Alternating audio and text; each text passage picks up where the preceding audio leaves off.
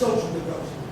You have, people in, I would call it a dilapidated society who've been ostracized, away from their family because they might have committed a crime in the past, okay? They come from being incarcerated, all right? They might have learned the errors of their ways, but they are banned from coming back home to their families. So they have to go somewhere else and make, some type of way for a place to live.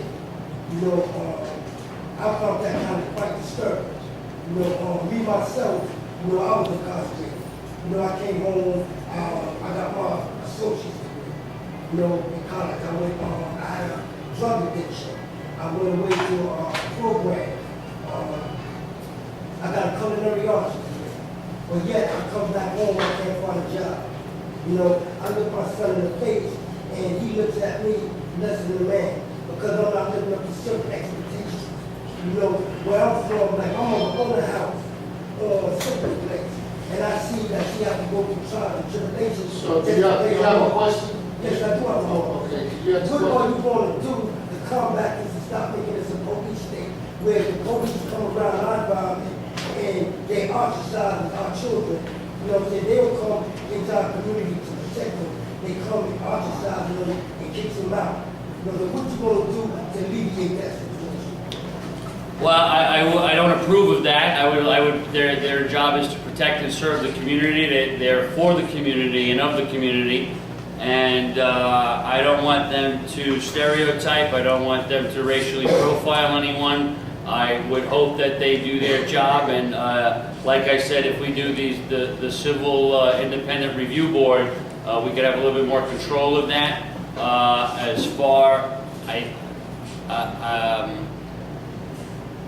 I'm surprised from your question because I just don't know what the city council is going to do for the police department to the words you use, ostracize the rest of the community. So I would do my best to make sure the police department is fair and make sure that the civil complaint board is intact and that all people are treated fairly and equally. I hope that answers your question. Mr. Rice. Well, first of all, I just wanted to say you should be commended for taking a stand, coming to something like this. After being incarcerated, that's what we need. We need more brothers like you to come and want to enter the society and do the right thing. So I commend you for that. What will I do? I, by trade, am a criminal defense attorney. So what that means is I defend people committed of crimes, and that means I have to go against the district attorney's office. I have to go against the police.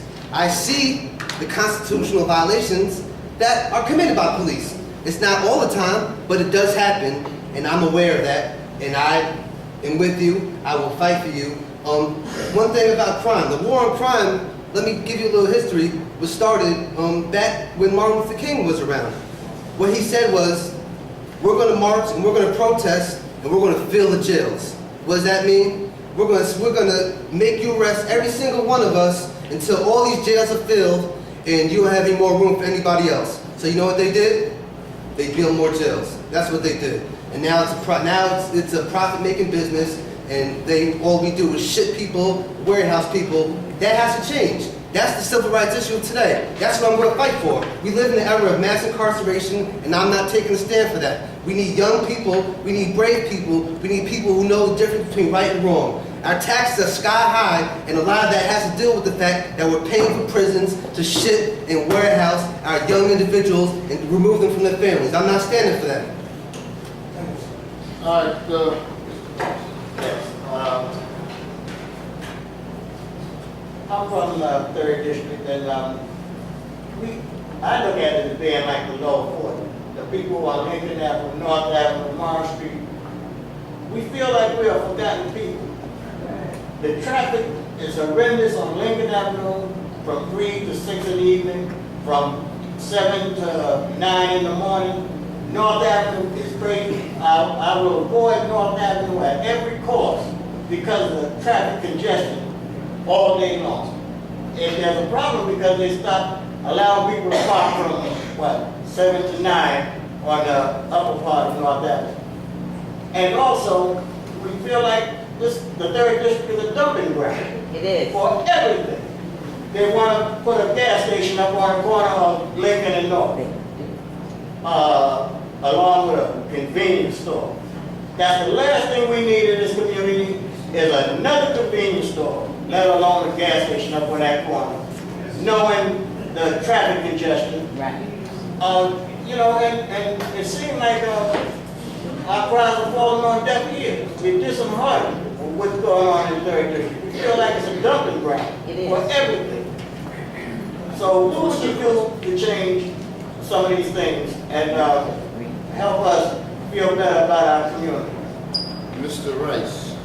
Thank you for that question. The first thing I can say is we need constituent services. What that means is we need a council person who can be accessible, who you can reach out to, and who's going to take action immediately.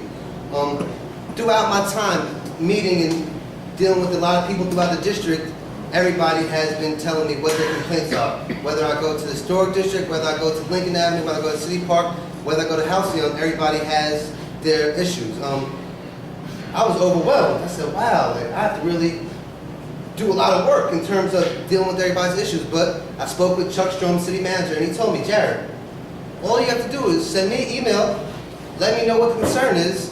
I will follow up with you that day, and then I will keep you posted as to what's going on with that.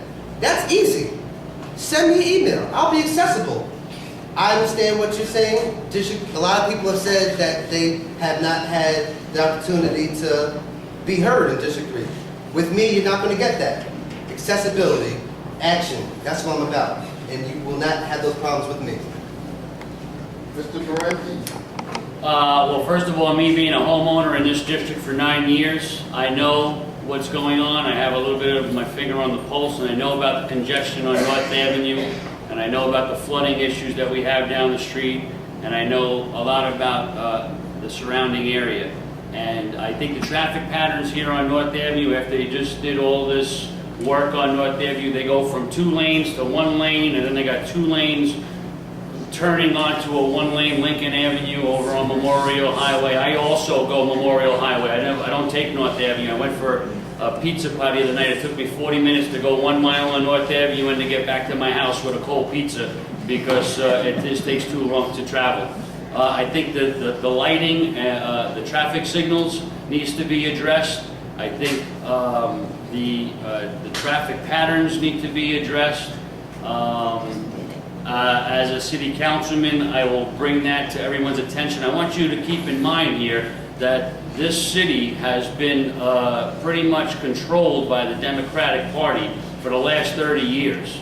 And this is what you've been having as a result of the Democratic Party to be controlling this. I'm sorry to say, but this is a result of the Democratic Party have been dumping on the community, and they have given you not many answers in the last years. So this is an opportunity that you could take if you vote for me. Ms. Marion.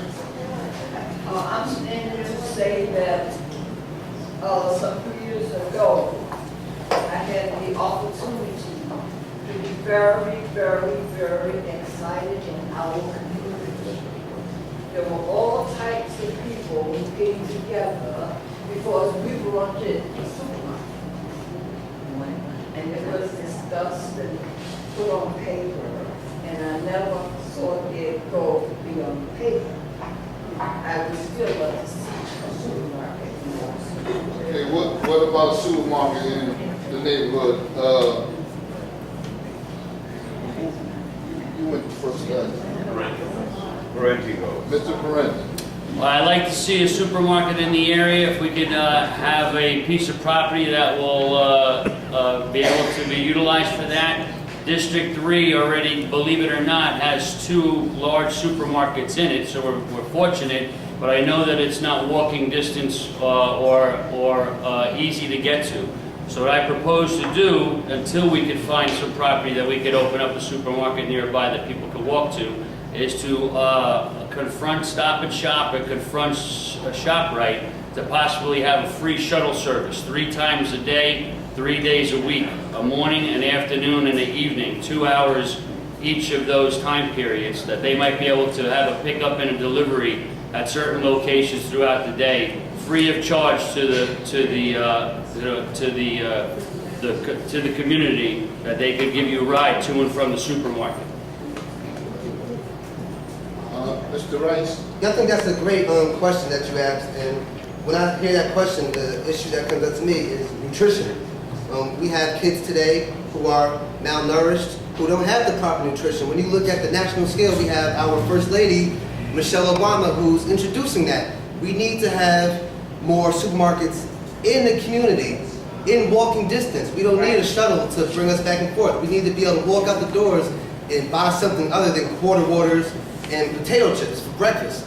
We need to have proper nutrition. That means our fruits and vegetables. We need to have serving stations. We need to have all this because that's what's important to us, especially with these kids going to school. They need to go to school very well nourished, very well fed, so they can focus on the curriculum and what they have in store throughout the day. So we need something in the neighborhood that's walking distance for nutrition purposes. Ms. Henry, you had a question. And then, If either one of you, whichever one becomes the district leader, I need to know will you come back. The problem is we're here, we listen to you, and when people get in the office, they don't come back. I'm asking the question, if, when you do make it, whichever one, will you make it where maybe once a month or once every 2 months that you will come back? Not just to hear, because District 3 is very big. I know it holds a little bit over 15,000 people. But inside of that, everyone has their own community, and everybody's problem is not the same in each community as you travel towards Webster and how it's divided up. So my question is to you, once you get in, would you make it a promise that at least during the year you will come back and meet with the different communities and see what the problems are? Because problems do change. And for everyone in here, I would like to also tell you, okay, you don't have to wait. The second Tuesday of every month, you go to Citizens to be heard at 8 o'clock, and you speak on what you got to speak on. And you know what? They can't answer you back, but if you don't see nothing, go back again next month. Everybody sees it until things are starting to happen.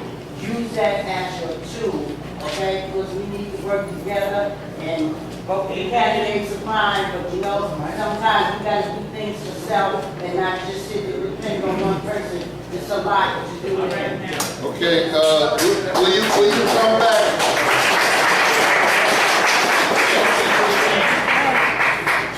Will you come back, Mr. Rice? Donna, talk is cheap.